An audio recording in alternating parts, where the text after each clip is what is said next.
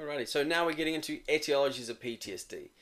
So, the causes, genetics, top-down processing, the prefrontal cortex, and cognitive reappraisal. What we have here is a little bit of a split between biology and cognition. And so if you worry there's no social cultural stuff here, that comes in the next topic when we look at prevalence differences. So why some social groups, racial groups, cultural groups might have more PTSD than others. Because to explain prevalence differences, you're explaining etiologies as well. So in this lesson we look at genetics. Now you might find that this lesson is a little complex, and to be honest with you, they've got enough to explain of etiologies of PTSD without adding genetics. So if you already covered genetics in a different part of the course, like you're looking at the warrior gene in criminology, then you may decide that this might be best to skip. Having said that, it doesn't just show genetics as an etiology. It shows genetics causes the hippocampal volume, which is the risk factor for developing PTSD. So there's a lot to discuss here, but it can be a bit tricky for students to use. So anyway, I'll leave that up. That's your judgment, of course. Okay, so now as well, this is actually could be an etiology of PTSD. So the releasing cortisol over long periods of time damaging the memory. And so if students know that one common symptom of people with PTSD is a hyper-responsive amygdala, then they can use, Sapolsky's research to explain why they might have memory problems. But what we're getting into here are really the symptoms associated with arousal and avoidance. And I think these are more developed, and a really good answer would need to talk not just about memory problems, because it's pretty basic, but we want to talk about the symptoms associated, what we think about when we think about PTSD, right?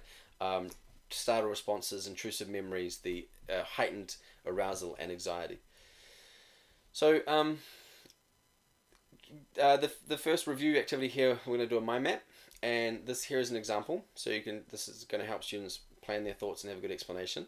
And then there's a blank mind map in their workbooks for them to use. And in actual fact, the real answer you'll see in the teacher edition of the workbook could be pretty similar to this, but we're just trying to get them. The mind maps are a great way to go step by step in figuring out explanations.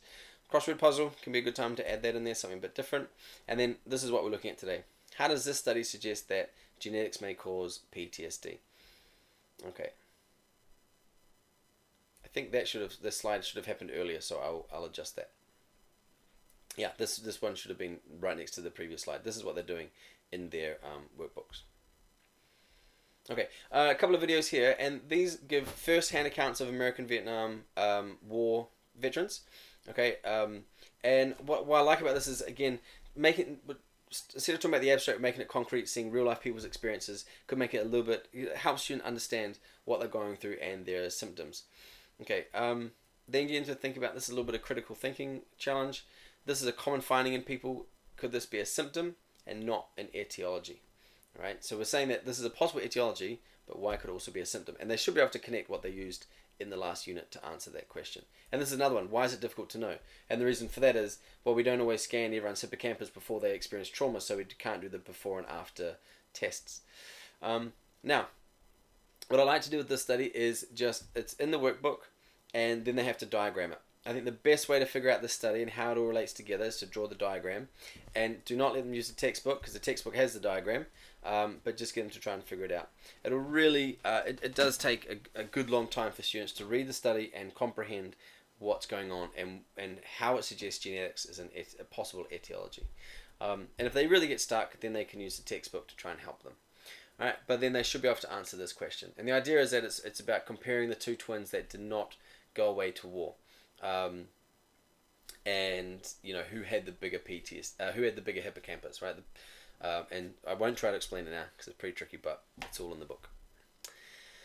And I think one of the downside to this unit is that students have heaps to write about with causes and etiologies of PTSD. There's also the upside. I think it's got heaps to write about. But it can mean, you get a question saying, what's one etiology of PTSD? They're like, wait, well, they're all interconnected, so how do I choose one?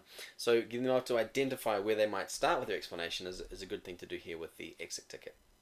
All right, next unit we get into the prefrontal cortex and also introduce the role of cognition in these equations.